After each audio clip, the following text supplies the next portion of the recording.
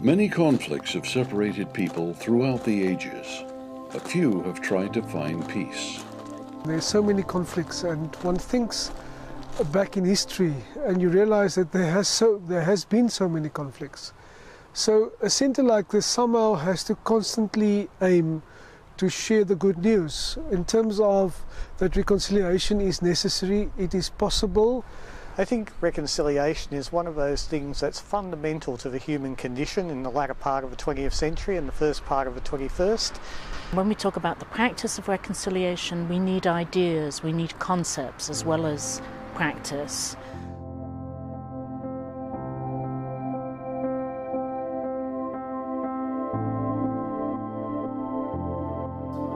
Conflicts are often a bitter reality.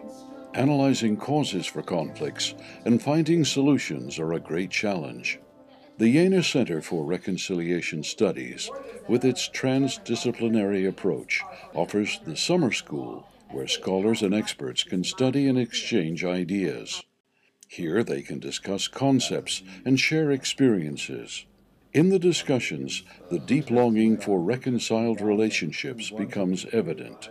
The team's commitment goes back to the conviction that reconciliation can be found even in the middle of conflict.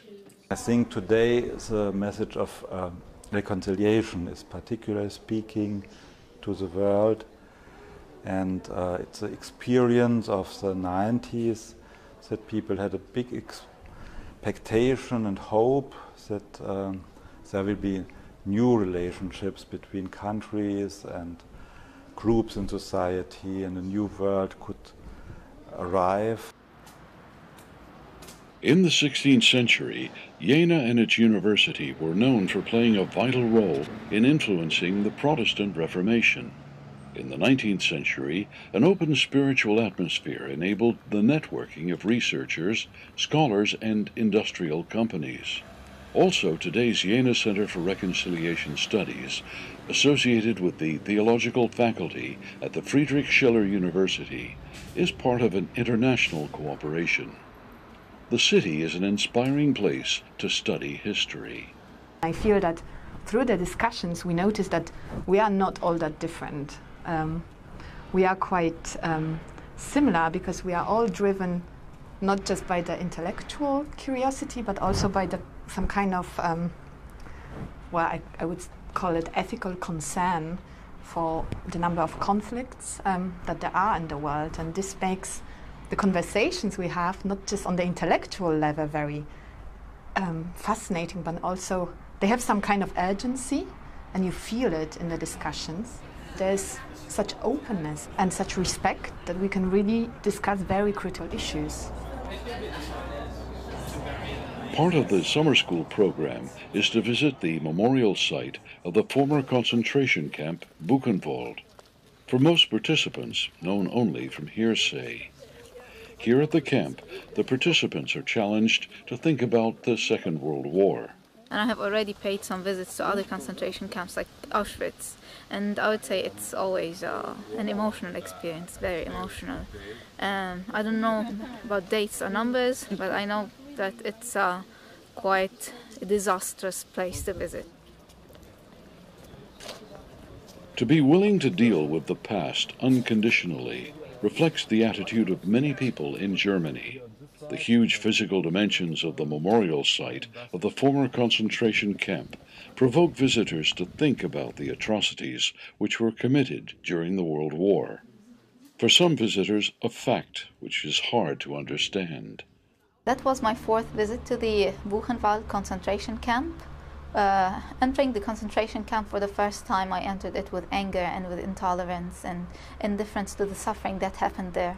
However, with the fourth time, I realized that I have developed a sense of responsibility towards the place.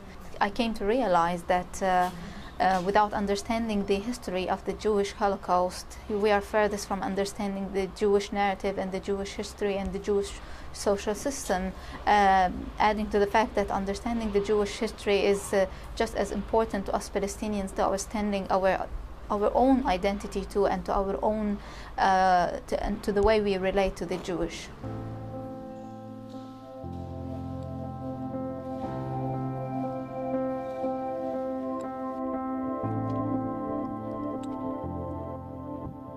asked myself what we as a people or as a world, looking at the contemporary development in many regions of the world, what have we learned from our history?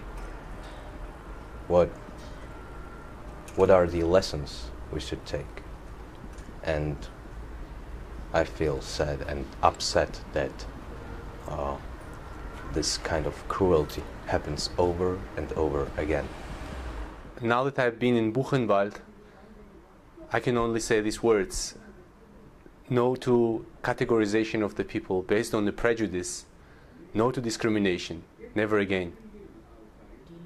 The summer school is a week of training.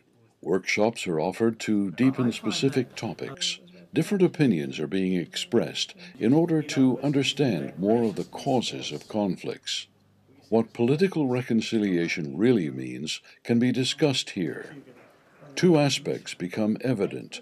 The personal history of people and the transdisciplinary approach play a vital role in the reconciliation processes. As life is not only all about conflicts, the participants of the summer school like to celebrate too. This refreshes body and mind for the next working sessions.